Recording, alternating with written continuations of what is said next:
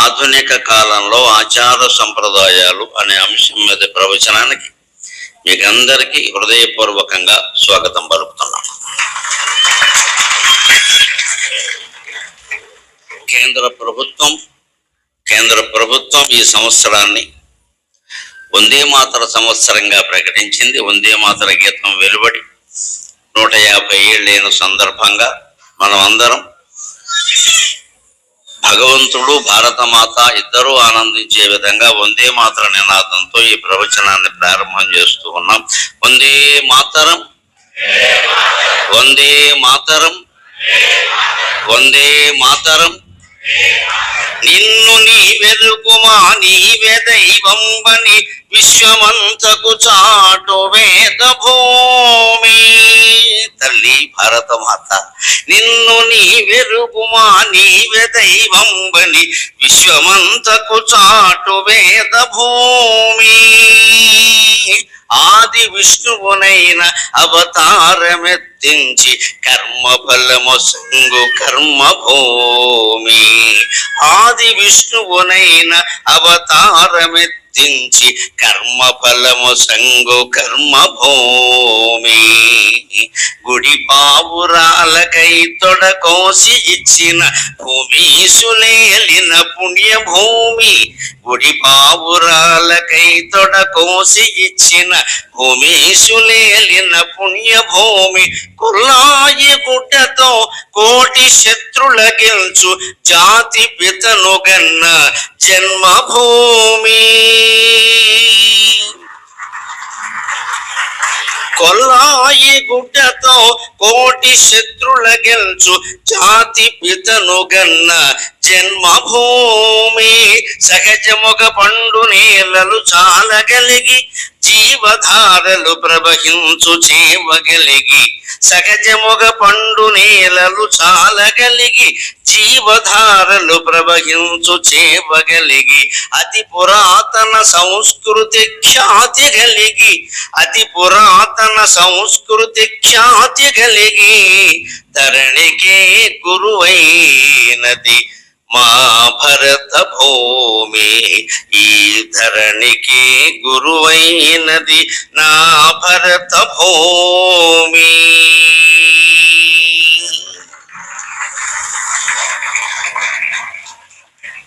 జగద్గురువుగా ప్రకాశించినటువంటి భారతదేశం ఈనాడు మళ్ళీ అటువంటి వైభవాన్ని పొందాలి అంటే మన ప్రాచీన ఆచార సంప్రదాయాల అంతఃసారాన్ని గ్రహించి మనం ముందుకెళ్ళాలి. అందుకే ఇవాళ అంశం కార్యకర్తలు కోరితే నేను చెప్పిన మాట, ఆచార సంప్రదాయాల గురించి మాట్లాడండి అని ప్రధాన కార్యకర్త జయశ్రీ గారి దంపతులు అడిగినప్పుడు ఆచార సంప్రదాయాలు అనే శీర్షికను కొంచెం మార్చండమ్మా, ఆధునిక కాలంలో ఆచార సంప్రదాయాలను పెట్టండి. ఏది మనం పాటించాలి, దేన్ని సవరించుకోవాలి, దేన్ని పూర్తిగా వదిలేసినా మంచిదేనే మనిషి విచక్షణ జ్ఞానంతో ఆలోచించాలి అని చెప్పాను. అందుకే ఆధునిక కాలంలో ఆచార సంప్రదాయాలు అని పెట్టాను. ఇవాళకి కూడా హైందవ ఆచారాలు మనం పాటించడం వల్ల మన కుటుంబం ఎంత ప్రశాంతంగా ఉంటుందో ఇవాళ మనం రుజువు చేసుకుంటాం. దాన్ని మనం సంక్రాంతి పండుగకి సంబంధించిన ఆచారాలతోనే ప్రారంభిస్తున్నాం. సంక్రమణం అంటే జరగడం, అంతకు మించి దానికో లోతైంది ఏదో చెప్పక్కల్లా. సంక్రమణం అంటే జరగడం. ఇక్కడ కూర్చున్నాం, ఎవరైనా రాగానే మనం కొంచెం పక్కకి జరిగామంటే సంక్రమణం, అంతకంటే. దాన్ని సంక్రాంతి అన్నారు. సూర్యుడు కర్కాటక రాశి నుంచి మకర రాశి నుంచి వరుసగా సంచరించుకుంటూ వచ్చి మకర రాశిలో ప్రవేశిస్తాడు. ఈ రాత్రి 9 గంటల నుంచి ఆ పరిణామం జరుగుతుంది. అందుకని రేపు తెల్లారితే మకర సంక్రమణం అన్నారు. సూర్యుడు నిజానికి జరగడు, భూమి జరుగుతూ ఉన్నటువంటి క్రమంలో ఆ పరిణామాలు ఏర్పడతాయి. ఇంతవరకు దక్షిణవాన్ని వైపు నుంచి దక్షిణం లక్ష్యంగా తన కిరణాలు ప్రసరింపజేసిన సూర్యుడు ఇక నుంచి రేపటి నుంచి ఉత్తర దిక్కు లక్ష్యంగా తన కిరణాలు ఎక్కువగా ప్రసరింపజేస్తాడు. అందుకని దీన్ని ఉత్తరాయణ పుణ్యకాలం అంట. మన సంస్కృతి ఎంత గొప్పది అంటే ఉత్తరాయణంలో పుణ్య తిథులు తక్కువ. మీరు గమనించండి, రేపటి నుంచి వచ్చేదంటూ జనవరి నుంచి జూలై వరకు పండుగలు చాలా తక్కువ. ఈ సంక్రాంతి వెళ్ళిపోతే శివరాత్రి, ఉగాది, శ్రీరామనవమి, గోవింద, మళ్ళీ ఏమీ లేవు. శ్రావణ మాసం రావాల్సిందే. బ్రాహ్మణులంతా ఖాళీ, పురోహితులందరూ ఖాళీ. శివరాత్రి, శ్రీరామనవమి, ఉగాది వెళ్ళిపోయాయి అంటే ఏప్రిల్ తర్వాత మే, జూన్, జూలై, ఆషాఢ మాసం, శూన్యమాసం కూడాను. మళ్ళీ శ్రావణ మాసం వస్తే అవి కూడా పేరంటారు ఎక్కువ. పర్వం ఒకటే, వరలక్ష్మి వ్రతం. మళ్ళీ భాద్రపదం వచ్చిన దగ్గర చూసుకోండి మీరు, జూలై నెలలో దక్షిణాయనం వస్తుంది. అక్కడి నుంచి వినాయక చవితి 9 రోజులు, తర్వాత ఆశ్వీజ మాసం దసరా 10 రోజులు, తర్వాత కార్తీక మాసం మొత్తం నెల పరమశివుడు, తర్వాత ధనుర్మాసం మొత్తం నెల విష్ణువు. వరుసపెట్టి దున్నేయడమే. ఎందుకు దక్షిణాయనంలో పండుగలు ఎక్కువగా ఉన్నాయి, ఉత్తరాయణంలో తక్కువగా ఉన్నాయి? ఇళ్లల్లో గమనించండి, 2 పిల్లలుంటే ఒకళ్ళు బాగా క్రమశిక్షణతో ఉండి తల్లి కానీ తండ్రి కానీ చెప్పవలసిన అవసరం లేకుండా వాళ్ళ పనులు వాళ్ళు చేసుకుంటూ సమయానికి లేచి అమ్మ ఏమైనా సాయం చేయమంటావా అనేవాళ్ళు ఒకళ్ళు ఉంటారు, ఖచ్చితంగా ఉంటారు, మన అదృష్టం. దాంతోపాటు ఇంకొకళ్ళు ఉంటారు. ఎలా ఉంటాయంటే చెప్పినా చెయ్యరు, లేవమన్నా లేవరు. మనం కాస్త ఏం చెబుతూ ఉంటే ఈ మొదటి వాళ్ళకి 2 వాళ్ళని చూసుకోరా బాబు, మేము ఎంతకాలం ఉంటాం పెద్దవాళ్ళం, 2 వాళ్ళని చూసుకో, కాస్త నీకైతే చెప్పక్కర్లేదు నాయన. వాడు చిన్నవాడు కావచ్చు, పెద్దవాడు కావచ్చు, పెద్దమ్మాయి కావచ్చు, చిన్నమ్మాయి కావచ్చు. అలాగే సరిగ్గా కాల పరిణామం కూడా ఎలా ఉంటుందంటే వ్యక్తులు అర్థమైతే వ్యవస్థ అర్థం అవుతుంది. ఉత్తరాయణం ఎలాగూ పుణ్యకాలం కాబట్టి అక్కడ జీవనానికి మరణానికి కూడా సుఖమైందే కాబట్టి, మరణించడం ఎలాగో మనిషికి తప్పదు కాబట్టి అక్కడ పండుగలు లేకపోయినా సహజమైనటువంటి వాతావరణం కారణంగా, సహజమైన పుణ్యకాలం కారణంగా మనిషికి పుణ్యం వస్తుంది. దక్షిణాయనంలో అది తక్కువ కాబట్టి మనిషి పుణ్యాలు చేయాలంటే ఏం చేయాలి? ఏదో ఒక ప్రేరణ శక్తి ఉండాలి వెనక. సహజంగా క్రమశిక్షణ కలిగిన వాడికి ఎవరేం చెప్పక్కల, వాడంతటి వాడే లేస్తాడు, పని చేసుకుంటాడు. లేని వాడికి ఏం చేయాలి? ఎవరో ఒకరు వెనకాల ఉండి కాస్త ఇల్లుతూ ఉండాలి, లేపుతూ ఉండాలి. మనకి కుటుంబాల్లో పెద్ద అనుభవం చాలా మందిలో ఉండేది, తల్లి తండ్రి చెబితే వినడం కంటే ఆ వయస్సు వాళ్ళు చెబితే వాళ్ళు వింటారు వెంటనే. అప్పా చెల్లెళ్ళు ఉంటే వాళ్ళు ఒకళ్ళొకళ్ళు బాగా పొడబలుకుని మొత్తం తల్లిదండ్రికి తెలియకుండా కూడా చాలా పనులు చేస్తారు. మహామేధాలు వాళ్ళు ఒకటే, అన్నదమ్ముడు కూడా ఒకటే. బయటికి అయితే మన దగ్గర దెబ్బలాడుకున్నట్టు కనిపిస్తారు, 2 డబ్బులు కొట్టేయడానికి, అందుకనే లేదు ఇక్కడ. కానీ వాళ్ళు ఒకటే. అన్న చెబితే తమ్ముడు వింటాడు, తమ్ముడు చెబితే అన్న వింటాడు, చెప్పించాలి. కాల ప్రభావం కూడా ఎలా ఉంటుంది అంటే ఉత్తరాయణం చేత దక్షిణాయనానికి చెప్పిస్తారు పండుగల రూపంలో. అది నువ్వు ఎలాగూ పుణ్యకాలం కదా, ఒట్టినే పుణ్యాన్ని ఇస్తావు జనానికి, వాతావరణం కూడా బాగుంటుంది, కాస్త వేసవకాలం ఇబ్బంది అయినప్పటికీ కొంచెం పంటలన్నీ అందేటువంటి కాలం ఇది, వేసవకాలం సుఖంగా వెళ్ళిపోతుంది. అందుకని నువ్వు ఎలాగూ పుణ్యకాలమే కదా, దక్షిణాయనాన్ని కాస్త ప్రోత్సహించు పుణ్యాల రూపంలో అనడానికి వీలుగా ఎక్కువ పండుగలు మనకి మన ఋషులు దక్షిణాయనంలో ఏర్పాటు చేశారు. ఇది చూస్తే ఈ సర్దుబాటు వ్యవహారం చూస్తే అర్థమవుతుంది. ఎప్పుడు జీవితంలో సుఖంగా ఉండాలంటే ఒక్క మాట గుర్తుపెట్టుకోవాలి, పరిస్థితుల ప్రకారం మన మనస్సు మార్చుకోవాలి, కానీ మన మనస్సు ప్రకారం పరిస్థితులు మారవండి. ఎప్పుడు కూడా పరిస్థితులు ఎలా ఉన్నాయి దాన్ని బట్టి మన మనస్సు మార్చుకోవాలి, అప్పుడు అన్ని సుఖంగా ఉంటాయి. మన మనసును మార్చుకోవడం మన చేతుల్లో ఉంది, పరిస్థితులన్నీ మార్చడం మన చేతుల్లో లేదు. ఇక్కడ ఇంతమంది కూర్చుని ఉన్నారు, చాలా మంది కూర్చుని చోట్లేక మెట్ల మీద నిలబడ్డారు, ఇక్కడ కూర్చున్నారు, చంటి పిల్లల్ని ఎత్తుకుని వచ్చారు. రక్షక భటాధికారులు నన్ను మిమ్మల్ని కాపాడటానికి వచ్చారు. వారు 2 గంటలు నిలబడే ఉంటారు, అనుమానమే లేదు. వారికి కూర్చుందుకు చోటు ఎక్కడ ఉంటుంది? ఈ పరిస్థితులకి వారు, మీరు, నేను అందరం సర్దుకోవలసిందే. ఇక్కడ మనకేదో ప్రత్యేకతలు కావాలంటే దొరకవు. ఆ ప్రకారం మన మనస్సు మార్చుకోవాలి, కానీ మన మనస్సు ప్రకారం ఇక్కడ పరిస్థితులన్నీ మారిపోవు కదా. జీవితమేనా అంతే. ఇది వేసవకాలం, ఎలా ఉండాలి? ఓ పిల్లలతో గొడవ వచ్చింది, ఎలా ఉండాలి? పక్కింటి వాళ్ళతో గొడవ వచ్చింది, ఎలా ఉండాలి? ఓ పండుగ తలపెట్టాం, దానికేవో 21 రకాల పత్రి కావాలి, దొరకలేదు. 10 రకాలే దొరికి ఏం చేయాలి? ఇప్పుడు మనకు అత్యవసరంగా 21 రకాలు దొరకవు కదా, ఉన్న వాటిలో ఏం చేయాలి? ఈ ప్రకారం మన మనస్సును సర్దుకుంటే జీవితం అంతా సుఖంగా ఉంటుంది. అలా మనస్సును మనం సర్దుకోగలగాలి అంటే మకర సంక్రమణం సందర్భంగా ఒక్క మాట చెబుతాను. తెల్లవారగానే సూర్యుడిని చూడండి మీరు. మకర సంక్రమణం కాబట్టి చాలా పుణ్యం. పైగా చలికాలం కాబట్టి సూర్యుడు కొంచెం ఆలస్యంగా వస్తాడు మన కోసం. మనం లేటుగా లేచినా ఇబ్బంది లేదు, ఆయన లేటుగానే లేస్తాడు. అదే వేసవకాలం అయితే మనకంటే ముందే వచ్చి దుప్పట్లో దూరి ఆయన్నే మనం లేపుతూ ఉంటాడు. ఇక్కడ ఆ సౌకర్యం లేదు. ఆయన కూడా కాస్త ఆలస్యంగా, నాకు మాత్రం చలికాలం ఉండదు ఏమిటి, నేను సాఫ్ట్వేర్ ఇంజనీర్నే, 1 గంట వరకు వర్క్ ఫ్రమ్ హోమ్ చేశాను, నేను లేవలేకపోతున్నాను అని పొద్దున్న కొంచెం ఆలస్యంగా 6:30కో ఎప్పుడో లేచి కాస్త కిరణాలు వెదజల్లుతాడు. ఆ వెదజల్లే సమయంలో మీ ఇంటి ముందు ఉండేటువంటి మొక్కల్ని మీరు గమనించండి. మీ ఇంట్లో పసిబిడ్డల్ని మీరు గమనించండి. పాకుతూ ఉన్న పసిబిడ్డల్ని కనిపించండి. నేల మీద పాకుతూ తల్లిని చేరుకుందాం, తండ్రిని చేరుకుందాం అని హడావుడిగా పిల్లాడో వచ్చేస్తూ ఉంటారే, ఆ పసిపిల్లల్ని గమనించండి. ఉదయాన్నే సూర్యుడిని గమనించండి, మొక్కల్ని గమనించండి. ఒక్కొక్క రేకు విప్పుకొని ఉవ్విళ్ళులో రుచునున్న ఒక్కొక్క రేకు విప్పుకొని ఉవ్విళ్ళులో రుచు చూచుచున్నవా చక్కని పూల బాలికలు. సాగర ఘోష కావ్యంలో సూర్యోదయాన్ని వర్ణిస్తూ రాసిన పద్యం ఇది. మకర సంక్రమణం అంటే సూర్యుని పండుగ, కాలానికి సంబంధించిన పండుగ ఇది. కాలం అంటే సూర్యుడు చంద్రుడే, వాళ్ళిద్దరూ లేకపోతే కాలం ఎక్కడిది? చీకటికి ఒకళ్ళు కారణం, రాత్రి పగలు ఒకళ్ళు కారణం. ఆ చీకట్లో కూడా వెన్నెల కురిపించడానికి చంద్రుడు కారణం. ఆ సూర్యోదయాన్ని మనం చూడాలి, పిల్లలకి చూపించాలి. ఫోన్లో చూపించడం కాదు, రికార్డు చేయడం కాదు. ఆ సూర్యుడు పక్కన మనం ఉండి సెల్ఫీ దిగుదాం, మాడిపోతాం, అనుమానం లేదు.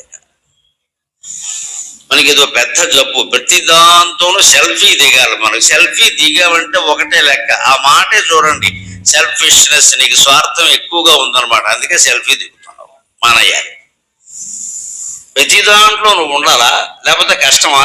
ఏమైనా ఇబ్బందా? ఓ చెట్టు ఫోటో తీయాలి, చెట్టు ఫోటో తీయాలండి. చెట్టు పక్కన నువ్వెందుకు పుట్టలాగా? మనం ఉంటే ఏం చేస్తామో మనం గమనించండి. ఎప్పుడు ఆ ఫోటో చూసినా మనకేసి చూస్తాం, చెట్టుకేసి చూడమే. అలా నిలబడకుండా ఉండాల్సింది, ఇలా నిలబడాల్సింది. అయిపోయింది, చెట్టు పోయింది అక్కడ. ఇప్పుడు నిన్ను నువ్వే ఫోటో తీసుకోవాలంటే ఇంట్లో కూర్చొని తీసుకోరాదా? ఒక 100 చెట్టుని ఎందుకు తీసావు? ప్రకృతి సుందరమైన ప్రదేశాన్ని ఫోటో తీసామంటే అదే ఉండాలి, మనం అక్కడ ఉండకూడదు. అప్పుడు అహం అనేది ఉండదు. ఆనందం పొందాలి అంటే అహం అనేది ఉండకూడదు. అహం ఉండబట్టే మనం ఆనందం పొందలేకపోతున్నాం. అంత ఆనందమయమైన వాతావరణం ఉన్నా మనం ఎందుకు ఆనందంగా ఉండలేకపోతున్నాం? లోపలేదో కుబులుంది, నువ్వు ఉండలేవు. ఎన్ని కోట్ల భవనం ఉన్నా సరే, ఎంత అందమైన పరుపులు మంచాలు ఉన్నా సరే, ఏసీలు అన్నీ ఉన్నా సరే, నిద్ర పట్టేది లోపల లేదు ఆనందం. లోపల లేకపోవడానికి కారణం అహం. ఆ అహం కరిగిపోయేది పూర్తిగా వెంకటేశ్వర స్వామి దగ్గరే, భగవంతుని దగ్గరే. అందుకని అహం కరిగిపోవాలి అంటే మనాన్ని మనం మినహాయించుకొని ప్రకృతి సౌందర్యంలో కలిసిపోవాలి తప్పకుండా. ఒక్కొక్క రేకు విప్పుకొని ఉవ్విళ్ళులు రుచు చూచుచున్నవా చక్కని పూల బాలికలు. ఒక్కొక్క రేకు విప్పుకొని ఉవ్విళ్ళులు రుచు చూచుచున్నవా చక్కని పూల బాలికలు. చల్లని మెత్తని స్పర్శ కోసమై ప్రక్కను వీడినట్టి పసిబాలుడు, ప్రక్కను వీడినట్టి పసిబాలుడు చేతులు కాళ్ళ త్రొక్కుచున్. ప్రక్కను వీడినట్టి పసిబాలుడు చేతులు కాళ్ళ త్రొక్కుచున్. చుక్కల నవ్వులన్ జనని జోచుచు, చుక్కల నవ్వులన్ జనని జోచుచు ముద్దులు గోరు కైవడిన్. మొక్కలకి ప్రాణం ఉంది అని అందరికీ తెలుసు. ప్రాణం ఉండడం కాదు, పంచేంద్రియాలు ఉన్నాయండి మొక్కలకి. ఆ మాట మనం చెప్పక్కర్లేదు, వేదం చెప్పింది. మహాభారతం చెప్పింది. పంచమ వేదంగా కీర్తించబడిన మహాభారతం, వ్యాసభారతం ఆనుశాసనిక పర్వంలో చెట్లకి పంచేంద్రియాలు ఉన్నాయని చెప్పాడు. మనస్సు ఉండడం, మరియు స్పర్శ, జగదీష్ చంద్రబోస్ గారు చెప్పినట్టు ప్రాణం ఉండడం అది కాదు. ప్రాణం ఉంది, ఎలాగూ ఉంది. ప్రాణం ఉంది కాబట్టి చెట్టు ఎదుగుతోంది, ఒదుగుతోంది, చూస్తున్నాం. అక్కడ నవరవలు ఆడుతోంది, ఎండిపోతాం, చూస్తున్నాం. ప్రాణం లేకుండా అదేలా జరుగుతుంది? రాతికి అవన్నీ ఉండవు కదా. కానీ చెట్టుకు ప్రాణం ఉండడం కాదండి, పంచేంద్రియాలు ఉన్నాయి. శబ్ద, స్పర్శ, రూప, రస, గంధాలు ఐదింటిని చెట్టు గ్రహిస్తుంది. అనడానికి ఉదాహరణ ఏమిటో తెలుసా? పిడుగుపడితే కొన్ని చెట్లు కూలిపోతాయి. ఉరుమితే చెట్లు కూలిపోతాయి కొన్ని. ఉరుము శబ్దం కదండి. చెవిటి వాళ్ళకు కూడా ఉరుము వినపడదు కదా. చెవిటి వాళ్ళకి ఉరుము వినపడితే వినపడడం వల్ల భయపడరు వాళ్ళు. పక్క వాళ్ళు భయపడుతున్నారు కాబట్టి భయపడి ఏమైందని అడుగుతారు. ఆ ఉరుము వినపడలేదు కదా. కానీ చెట్టుకు ఉరుము శబ్దం వినపడింది, అంచేత దానికి శబ్దం ఉంది, చెవి ఉంది దానికి. మనకున్నట్టే చెవులు ఉండాలి, చెవులకి లోలకలు ఉండాలి అనుకోకూడదు. అన్నీ అలా ఉండవు. పాముకి చెవులు ఉండవు అంటే లేవని కాదు. అక్కడ చక్షుశ్రోత్రం అంటారు దాని కళ్ళే దానికి చెవు. ఆ కళ్ళు చెవుల్లో పనిచేస్తే కళ్ళల్లోనే వినికిడికి సంబంధించిన ఎంత నాడులు కూడా ఉన్నాయి దానికి. చెవు లేకపోలేదు. మనకు ఉన్నట్టుగా డొప్ప చెవులు బయటికి లేవు, అంతే. అందుకని దానికి శబ్ద జ్ఞానం ఉంది. చెట్టుకు స్పర్శ ఉంది. అనేక రకాల పరిశోధనల్లో వెల్లడైంది. చెట్టుకు స్పర్శ ఉంది ఖచ్చితంగా. ఇలా బెరళ్ళు, చెట్టు బెరళ్ళు, ఆకులు ఎండిపోవడం, పల్లవించడం చూస్తున్నాం మనం. గాలి స్పర్శ లేకపోతే అవి అలా ఉండవు. స్పర్శ గ్రహిస్తుంది. చెట్టుకి రూపాన్ని గ్రహించే శక్తి ఉంది. చెట్టు కళ్ళు ఉన్నాయి. ఎలా చెప్తారండి చెట్టు కళ్ళు ఉన్నాయని? ప్రతి తీగకి కళ్ళు ఉన్నాయి. ఎలా చెప్తారండి? ఒక తీగ అల్లుకుంటూ సరిగ్గా ఏ దారిలో వెళ్ళాలో ఆ దారిలోనే పెడుతుంది. దానికి అక్కడ రోడ్డు మ్యాప్ లేదు కదండి, GPS లేదు కదండి, లొకేషన్ లేదు కదండి. కుడికి తిరుగు, ఎడమకి తిరిగి అని చెప్పడానికి ఎవరు లెఫ్ట్ 200 మీటర్స్, రైట్ 400 మీటర్స్ అని లేరు కదండి. ఖచ్చితంగా చెట్టుకు కానీ కొమ్మకు కానీ అల్లుకున్న తీగను చూడండి, ఇలా పెడుతూ దాని దారి అది వేసుకుంటుంది ఖచ్చితంగా. శంకరాచార్య స్వామి భక్తి అంటే అలాగే ఉండాలని చెబుతారు. చెట్టుకు తీగ అల్లుకున్నట్టుగా నువ్వు భగవంతుడి పాదాలకు అల్లుకోవాలి అంటారు. అంకోలం నిజ బీజ సంతతికి అయస్కాంతో బలం సూచిక సాధ్వీ నైజ విభం లతా క్షితిరుహం సింధు సరిత్వల్లభం ప్రాప్నోతీహ యథా తథా పశుపతే పాదారవిందద్వయం చేతో వృత్తిరుపేత్య తిష్టతి సదా సా భక్తిరిత్యుచ్యతే. ఇందులో 4వ దశ చెబుతాయి. అన్ని వివరంగా చెప్పుకుందుకు మనకి ఇది సమయం కాదు, కానీ ఒక 4వ దశ చెప్తా. అంకోలం నిజబీజ సంతతికి ఊడుగు చెట్టు విత్తనాలు ఊడుగు చెట్టుని చేరుకున్నట్టుగా అయస్కాంతో బలం సూచిక, ఒక సూది అయస్కాంతపరాయని ఆకర్షించుకున్నట్టుగా అది 2వ దశ. సాత్వీ నైజ విభం శోభనం గదిలోకి పెళ్లి కూతురు భర్త పట్ల ఆసక్తితో తనంతట తానే మొహమాట పడుతున్నా సరే వెళ్ళవలసిన అవసరం లేకుండా పెడుతున్నట్టుగా అదొక ఆసక్తి. 4వ ఆసక్తి ఏమిటి అంటే తీగ ఎవరూ చెప్పకుండానే తన దారి తానే నిర్మించుకొని చెట్టు దగ్గరికి పాకుతున్నట్టుగా. నేల మీద ఒక తీగ పాకితే మీరు చూడండి, ఎక్కడైనా కాస్త దొడ్లో పెరట్లో కూడా చూడండి, నేల మీద కుదిరేయండి ఒక తీగ, అది ఖచ్చితంగా చెట్టు దగ్గరికి వెడుతుంది, గోడ దగ్గరికి వెళ్ళదు, చెట్టు దగ్గరికి వెడుతుంది. అంటే దానికి కళ్ళు ఉన్నాయి. అలాగ మనం భగవంతుడి దగ్గరికి మనమే ప్రయత్నం చేసి దారి వేసుకుంటూ వెళ్ళాలి. ఆయన కొండకు ఆయనే పిలిపించుకున్నాడంటే ఏం పిలిపించుకోడు, ఇంకో 36 జన్మలు ఎత్తాలి పిలిపించుకోవడానికి. ఈ కొండకు నీవే పిలిపించుకొని పాట పాడినంత తేలిక కాదు. పైగా ఎందుకు పిలిపించుకుంటాడు? రోజు 2 లక్షల మంది ఉంటారు అక్కడ, ఎక్కువైపోయారు నీ ఇంట్లో ఉండమని చెప్తాడు ఆయన. ఎవడు రాకపోతే పిలిపించుకుంటాడు. 2 లక్షల మంది వస్తుంటే ఎవడు రప్పించుకుంటాడు? వదిలే బాబు, ఇప్పటికే తలనొప్పి ఎక్కువగా ఉంది, ఉండిపో అంటాడు. అయితే ఆయనే పిలిపించుకోడు. కొంతమంది పాపం అమాయకంగా అంటారు, మనం కాశీకి వెళ్ళాలంటే శివుడు రమ్మన్నారు. మరి నిన్ను రమ్మంటాడు ఇక్కడ. శివుడు వెల్కమ్ చీటీ ఒకటి రాసి సంక్రాంతి పండుగ ఆహ్వానం పంపిస్తాడు ఇక్కడ. వీడు వెళ్ళలేక వేసే వ్యధవేషం. వెళ్ళడం ఇష్టం లేక వెళ్ళడం కుదరక చెప్పడం. ఆయనకి ఇష్టం లేదు. ఆయనకి ఇష్టం ఏంటండి? ఇష్టాలు జీవుడికి ఉంటాయి, దేవుడికి ఎందుకు ఉంటాయి? నువ్వు అక్కడికి వెళ్ళడం శివుడు అవసరమా, నీ అవసరమా? ఏం మాట్లాడతాడో అసలు మనిషి అహంకారం. ఆయన పిలిపించుకుంటాడు. ఎందుకు పిలిపించుకుంటాడు? ఆయనకి ఏం పని?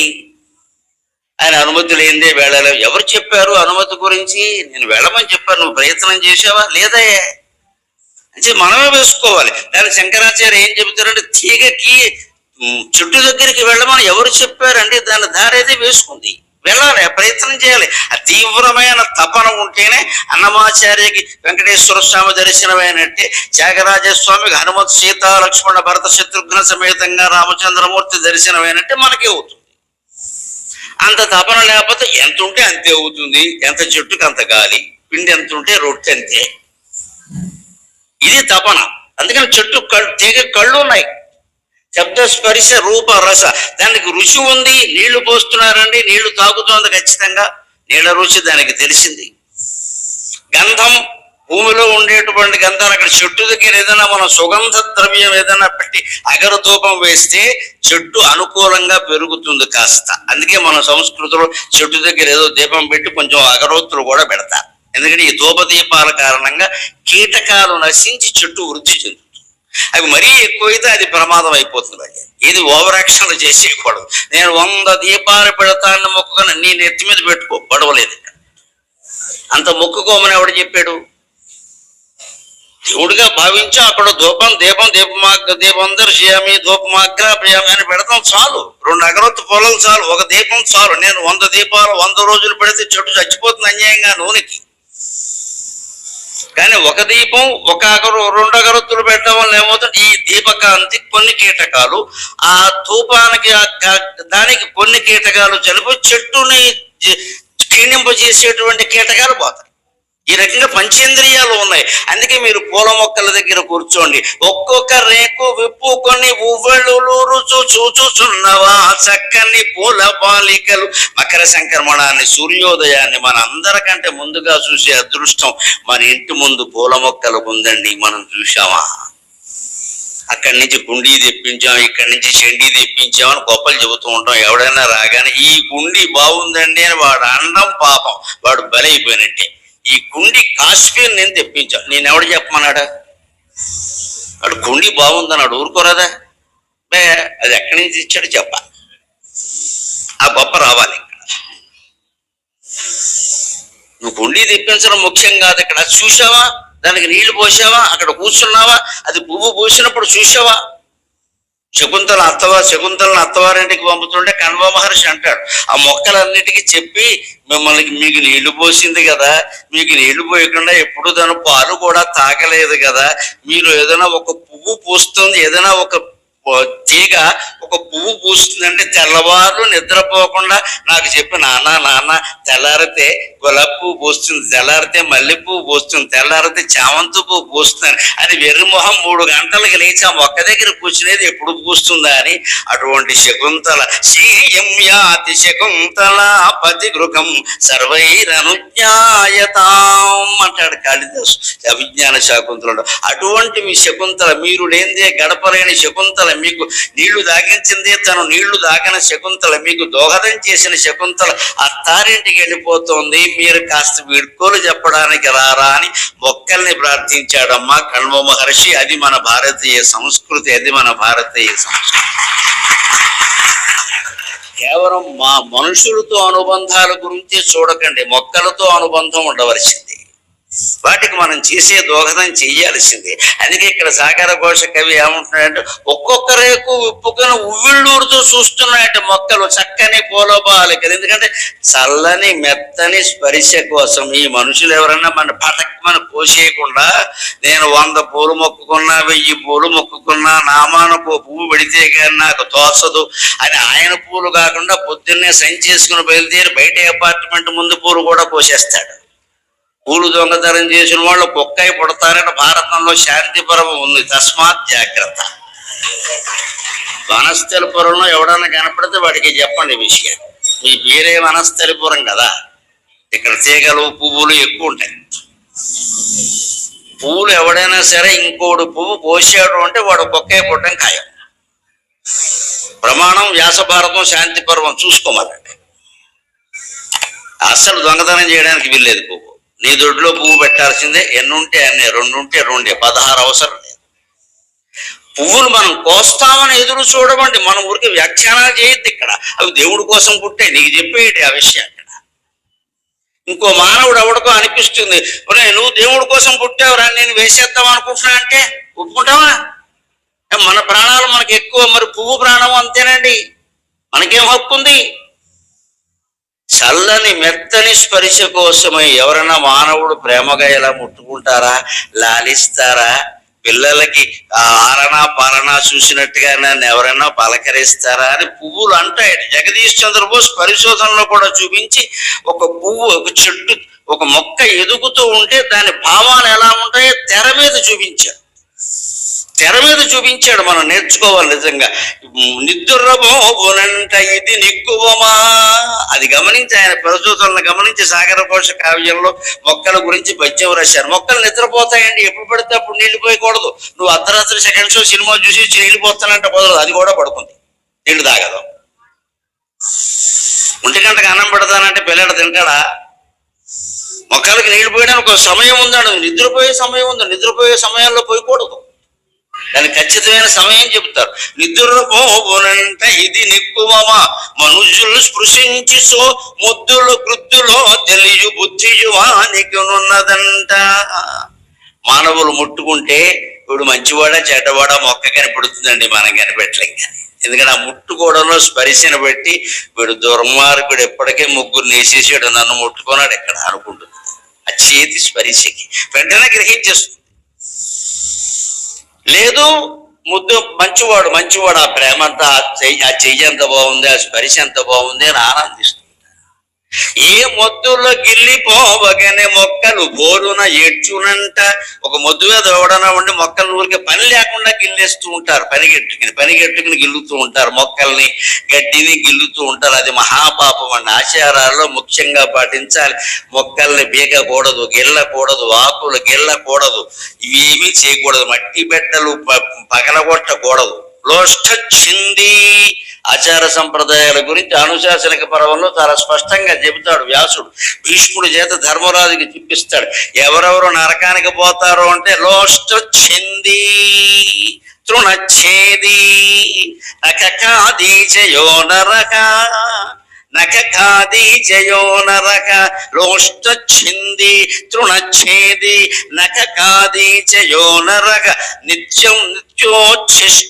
నిత్యోచ్ఛిష్టక సంకుశుక నేహాయుర్విందతే నరక. వీళ్ళ ఆయుర్దాయం నశించడం ఖాయమన్నాడు. ఎవరంటే లోష్టచ్ఛింది, ఊరికే మట్టిపళ్ళు ఏదైనా కనపడితే ఇలా పిండి చేస్తాడు. ఎవడు చేయమన్నాడు నిన్ను? ఎందుకు దాన్ని అలా ఉండనేయచ్చు కదా. అసలు చేతులు ఊరికే ఉండవా? ఏదో దాన్ని పిసుకుతూ ఉండాలా? మట్టి బిడ్డలు నలపకూడదు. అది భూమాత యొక్క సంతానం. మట్టి బిడ్డ అలాగే ఉండాలి. దేనికి ఉపయోగపడాలో అది. ఎందుకంటే పాములు, చీమలు, దోమలు మొదలైనవి మట్టి బిడ్డలను తయారు చేస్తే, వానపాములు పొలాల్లో ఉండి మట్టిని గుల్లగా చేస్తాయి. గుల్లగా మట్టి ఉండడం వల్లే పంటలు బాగా పండుతాయి. వానపాములను చంపేయకూడదు. వానపాము అవసరం ఉంది అక్కడ. నీకు పాము భయం ఉంటే కర్ర వేసుకుని వెళ్ళు. ఎందుకంటే పొలం మొత్తం మీద పాములు లేకుండా చేస్తానంటే ఎలాగా? రోడ్డు బాగులేదంటే నువ్వు చెప్పులు వేసుకోవాలి. కానీ రోడ్డు అంతా బాగు చేస్తే కన్నా రోడ్డు మీదకి వెళ్ళాను, అయితే ఇంట్లో కూర్చో. ఎవడు బాగు చేస్తాడు? నీ కాళ్ళకి చెప్పులు వేసుకుంటే రోడ్డు అంతా బాగున్నట్టే. నీకెందుకు ఆ గొడవ అంతాను? అదంతా ఇప్పుడు అవుతుందా? ఉపానర్గోధపారస్య నరు జన్మావృతైవ భూః అంటారు సీతోపదేశంలో. నీ కాళ్ళకు నువ్వు చెప్పులు వేసుకుంటే దారంతా బంగారమేనండి. అలాగే మన గొడవేదో మనం చూసుకోవాలి, కానీ ప్రపంచంలో అన్ని పరిణామాలు మన గురించి జరగవు కదా. అందుకని మట్టి బిడ్డలు పెళ్ళగించకూడదు, మట్టి ఇలా చెదమకూడదు, మట్టి బిడ్డల్ని చెదమకూడదు. ఎలా ఉన్నదో అలా తగినంత పని ఉండి ఏదైనా భవన నిర్మాణం కోసమో దానికోసమో వేరే విషయం. అది మామూలుగా కూర్చొని చేస్తారు ఈ పనులు. తృణచ్ఛేది. ఇంకా కొంతమంది మహానుభావులు ఉంటారు, గడ్డి పీకుతూ ఉంటారు. జీపీ ఫిలాసఫీ అంటారు దీన్ని, గడ్డి పీకే తత్వం. ఏమీ పని లేక, ఉద్యోగం లేక, సద్యోగం లేక గడ్డి పీకుతూ ఉంటారు. అది కూడా తప్పే. అక్కడ ఉన్న గడ్డి నువ్వు ఎందుకు పీకుతున్నావు, ఏం చేస్తావు? అవి ఆవులు గేదెలు తినడం కోసం ఏర్పాటైన గడ్డి. అవి తింటాయి, అవి సగమే తింటాయి, పీకి లాగి తినవు. వాటికి కావలసినవి తింటాయి, వెళ్ళిపోతాయి. మనం తీసేస్తే సహజంగా గడ్డి పరకలు, కొన్ని ఔషధులు నేలలోంచి సహజంగానే పుడతాయి. ఉద్భిజ్యములు అంటారు వాటి. నేల చీల్చుకుని పుట్టినవి. వాటిని మనం గౌరవించాలి, ప్రేమించాలి తప్ప ఇలా చేయకూడదు. అలా చేస్తే ఆయుక్షీణం అని చెప్పాలి. ఎందుకంటే అవి శపిస్తాయి. వేదవా వచ్చాడు మళ్ళీ పీకేస్తాడు, మన బతకని వాడు కష్టపడి 10 రోజులు బతికాను, వీడు వచ్చాడు లాగేస్తాడు, వీడు 11వ రోజు నాకు శుద్ధే, 12వ రోజు వీడికి శుద్ధి అంటారు, అంతే లెక్క.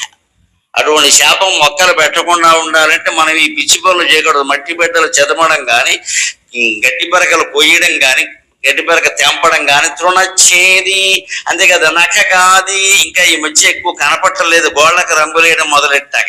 లేకపోతే మా చిన్నతనంలో బాగా చూసేవాళ్ళు, ముఖ్యంగా మగవాళ్ళు ఇంక పొరిగేయడమే. ఈలపాట పాడేవాడి కంటే ఎక్కువ అసలు ఒక్క గోరు కూడా ఉండదండి. రోగాలన్నీ దానివల్ల వస్తాయి. నఖ కాది, గోడు కొరుకుతున్నావు అంటే శని పెట్టినట్లు లెక్క. శని అంటే అనారోగ్యం, అంతకంటే లేదు. పైనుంచి శనిగ్రహం వచ్చి గోళ్ళు కొరికిన వాడేవాడు అని సీసీ కెమెరా పెట్టి పట్టుకోడు, ఇక్కడ ఆయనకు పనేం లేదు. అక్కడ శని అంటే అనారోగ్యం, అంతకంటే కంగారు పడకండి. దౌర్భాగ్యం అంటే అనారోగ్యం, సౌభాగ్యం అంటే ఆరోగ్యం. ఆరోగ్యమో సౌభాగ్యం కదా. ఇవాళ ఆసుపత్రులకు ఎంత ఖర్చు పెడుతున్నామండి. శని పట్టుకోవడం అంటే అనారోగ్యం. గోళ్ళు కొరికితే ఏమవుతుంది, గోళ్ళలో మట్టి ఉంటుంది. ఎందుకంటే మనం తెల్లగా ఉంటాం కదా, ఇలా కెలుగుతాం, ఇలా కెలుగుతాం, ఇలా కెలుగుతాం, పక్క వాడిని కెలుగుతాం, అప్పుడు నోట్లో పెట్టుకుంటాం. ఎంత గొప్ప ఆచారమో. ఇవి పూర్వం వాళ్ళు చెబుతారు, ఏమంటాం, చేదస్తం. చేదస్తం కాదమ్మా, ఆధునిక కాలంలో కూడా పాటించవలసిన ఆచారాలే చెబుతున్నాయి. గోళ్ళు ఎప్పుడూ కొరకూడదు. గోళ్ళ రంగు వేసేవాళ్ళు అసలే కొరకూడదు. వీళ్ళకి మరీ దరిద్రం, ఆ రంగు కూడా వెళ్ళింది లోపలికి. మామూలు వాడికి గోరు ఒకటే పెడుతుంది, వీళ్ళకి రంగు కూడా వెళ్ళింది, అంటే కెమికల్ కూడా వెళ్ళింది. ఏమైపోతావు ఇంకా. అంతేకాదు, నిత్యోచ్ఛిష్టగా ఎంగిలన్నం తినకూడదు. అది అందరికీ తెలుసు, అందరూ పాటిస్తారు. దాని గురించి అంత చెప్పక్కర్లేదు. ఇంకా ఎంత రుచి అయినా సరే తినకూడదు. ఆ పాతివ్రత్యాలు ఇప్పుడు పనికిరావు. పూర్వం కొంతమంది స్త్రీలను మేము చూసేవాళ్ళం, భర్త తిన్న కంచంలోనే తినేవారు. అంత ఓవర్ యాక్షన్ ఇప్పుడు అవసరం లేదు. నీ పాతివ్రత్యాన్ని అలా నిరూపించుకోవలసిన అవసరమే. అలా ఉండేవాళ్ళు లేరు కూడా. ఇప్పుడు భర్త అన్నం తింటుంటే అక్కడ ఎవరు ఉండరు, వారు ఉద్యోగాల్లో వారు ఉంటారు. వీరు ఆర్డర్ వీరు పెట్టుకుంటారు, వీరు ఆర్డర్ వీరు పెట్టుకుంటారు. స్విగ్గీ జొమాటో వాడు పట్టుకొస్తున్నాడు ఇప్పుడు అన్నం పెట్టేవాడు వాడు ఇక్కడ. అందుకని ఇవన్నీ పెద్ద చెప్పక్కల, ఇదంతా ముఖ్యం కాదు. ఇంకోటి ఉందండి, సంకుసుక, నిలకడలేని మనస్తత్వం ఉన్నవాడి దగ్గర కూడా లక్ష్మీదేవి ఉండదు, ఆయుర్దాయం పోతుంది. సంకుసుక అంటే అర్థం నిలకడలేని మనస్సు అంటే పొద్దున్న మాట అన్నా కట్టుబడి ఉండాలి. మధ్యాహ్నం ఒక మాట, వాళ్ళ ఇంటికి వస్తానన్నా వెళ్ళాలి, లేకపోతే రావని చెప్పాలి ఫోన్ చేసి. వాళ్ళు ఏమైపోతారు, మన ఇంటికి ఎవరో వస్తా అన్నారు, మాట ఇచ్చాం, మనం లేకుండా ఎక్కడికి వెళ్ళిపోతే వాడు వచ్చి తలుపు కొట్టాక అప్పుడు మనకు ఫోన్ చేస్తే పని నుండి బయటకు వచ్చానరా, ఆ మాట ముందే చెప్పాలి. మాట నిలకడలేకపోతే ఎలాగా. ఒక వస్తువు కొనొద్దు అనుకున్నాం, కొనొద్దు, కొనాలి అనుకున్నాం, కొనాలి. కొనక ముందే ఆలోచించాలి. ఒక నిర్ణయం తీసుకునే ముందు 10 నిమిషాలు కాదమ్మా, 10 రోజులు ఆలోచించినా పర్వాలేదు. నిర్ణయం తీసుకున్నాక ఇంకా ఆలోచించొద్దు, దూకేయడమే. యశోవా మృత్యుర్వా, ఏదో ఒకటి అవుతుంది. అది స్థిరత్వం, ఆత్మ నిగ్రహం అంటారు. ఒక స్థిరత్వానికి ఏమైనా కానీ నేను మాట ఇచ్చాను కదా అంతే లేక దానికి కట్టుబడి ఉండడం ఇంకా ఏదో ఒకటి అవుతుంది, పెద్ద విషయం కాదు అది. అలా ఉంటే అన్ని విధాలా మేలు జరుగుతుంది. ఈ రకమైన మట్టి పీలలు చెదపడం, గడ్డి పీకడం లాంటివి ఉన్నవాడికి ఆయుర్దాయం పెరగదు అంటారు. అందుకే మొక్కలకి ప్రాణం ఉంటుంది, పంచేంద్రియాలు ఉన్నాయి కాబట్టి అవి పసిపిల్లల్లో ఆలోచిస్తాయట. ఎలాగంటే పసిపిల్లాడు పక్క మించి లేవగానే ఏం చేస్తారండి, ముందు ఆకలి వేస్తుంది. ఆకలి కంటే ఎక్కువ వాడికి భయం వేస్తుంది, అమ్మ పక్కన ఉందా లేదా. ముందు భయం, తర్వాత ఆకలి. అందుకని వెంటనే ఇలా చూస్తాడు వాడు. ప్రపంచంలో 3 దేవతలు కలిసి, మేము 3 దేవతలు నాకు అనవసరం, మా అమ్మేది అని అడుగుతారు. మీరు అందరూ వెళ్ళిపోండి, ఎవరు రమ్మన్నారు, మా అమ్మేది. అమ్మ కనపడకపోతే వెంకటేశ్వరం కనపడేవాడిని వాడు నమ్మడు, వెంకటేశ్వర స్వామి వాడికి కనపడినా వాళ్ళ అమ్మలా కనపడాల్సింది, లేకపోతే నమ్మడు. అందుకని పక్కన వీడినట్టి పసిబాలుడు చేతులు కాళ్ళ ద్రొక్కుచును. పక్క మించి లేచిన పసిబాలుడు లేదా పసిపిల్ల చేతులు కాళ్ళ ద్రొక్కుచును. పాక్కుంటూ వస్తారు కదండి, ముందు చేతులు తర్వాత కాళ్ళు ఉంటాయి కదా, చేతులను కాళ్ళతో తొక్కేస్తూ ఉంటారు. పాపం నడవడం పాకడం చేత కాక ఇలా చేసి కాలుతో తొక్కేస్తాడు, చేసి మళ్ళీ కాలుతో తొక్కేస్తాడు, మళ్ళీ కాళ్ళను చేతితో తొక్కేస్తాడు. అలాగే తడబడుతూ ఈ తడబాటు అంతా ఎందుకంటే అమ్మ కనపడింది, మళ్ళీ ఎక్కడికైనా వెళ్ళిపోతుందేమో, అమ్మ దగ్గరికి వెళ్ళాలి, అమ్మ ముద్దెట్టుకుంటుంది. ముద్దెట్టుకుంటే ఎంత బాగుంటుందో ఆ అనుభూతి నేను పొందాలి అని చుక్కల నవ్వులను ఏడిస్తే అమ్మ ముద్దెట్టుకోదేమని నవ్వుతారండి. పసిపిల్లల నవ్వులు ఆస్వాదించండి అమ్మ. ప్రతి నవ్వులో కొన్ని కోట్ల నక్షత్రాలు మీకు కనబడతాయి. పసిపిల్లల నవ్వులు కొన్ని కోట్ల నక్షత్రాలు. అందుకే ఈ పద్యంలో నేను చుక్కల నవ్వులను అన్నాను. ఏదో సిరిమల్లె పువ్వు నవ్వినట్టు అని చెప్పాలి, అవన్నీ పాత ప్రయోగాలే. పసిపిల్ల నవ్వు చూస్తే నక్షత్రాలు కనపడతాయి. చుక్కల నవ్వులను జనని చూచు ముద్దులు గోరు కైబడిన. అక్కడికి అమ్మ ఏదైనా పని హడావుడిలో ఉండి కొంచెం కోపంగా ఉన్నా సరే బొంగమూతి పెట్టేస్తాడు. పొద్దున్నే లేస్తే నవ్వాలి కదా అని నన్ను ముద్దెట్టుకోవాలి కదా, మా అమ్మకి ఏదో కోపం వచ్చినట్టుంది నన్ను ముద్దెట్టుకోవట్ల అని జగత్తంతా శపించినట్టు భావిస్తాడు. అటువంటి పిల్లల్ని అటువంటి మొక్కల్ని చూడడానికి, లాలించడానికి, పాలించడానికి సరైన సమయం సూర్యోదయం. అదే రేపు మకర సంక్రమణం. రేపటి నుంచే ప్రారంభించండి. అలవాటు లేని వాళ్ళు పొద్దున ఖచ్చితంగా 15 నిమిషాలు సూర్యోదయం చూడడానికి సమయం కేటాయించండి. ఇంకో 15 నిమిషాలు సూర్యాస్తమయం చూడడానికి సమయం కేటాయించండి. పిల్లలతో సహా చూడండి. భార్యాభర్త ఇద్దరూ కలిసి చూస్తే అన్ని అభిప్రాయ భేదాలు సూర్యకిరణాలకి మాడి మసిపోతాయి. అనుమానం లేదు. వారో సమయంలో వీరో సమయంలో ఉండడం. సూర్యోదయం చూస్తే నీ కోసం ఫోటో తీసా, ఇంకేదైనా చేయాల్సిన. ఫోటో తీస్తే ఏముంటుంది? ఫోటోలో సూర్యుడు కనపడతాడా? సరిగ్గా జీవితాన్ని అనుభూతిమయం చేసుకోవాలి. ఇవాళ మన ఆచార సంప్రదాయాలన్నిటినీ మనం గమనిస్తే అన్ని అనుభూత్యాత్మకంగా ఉంటాయి.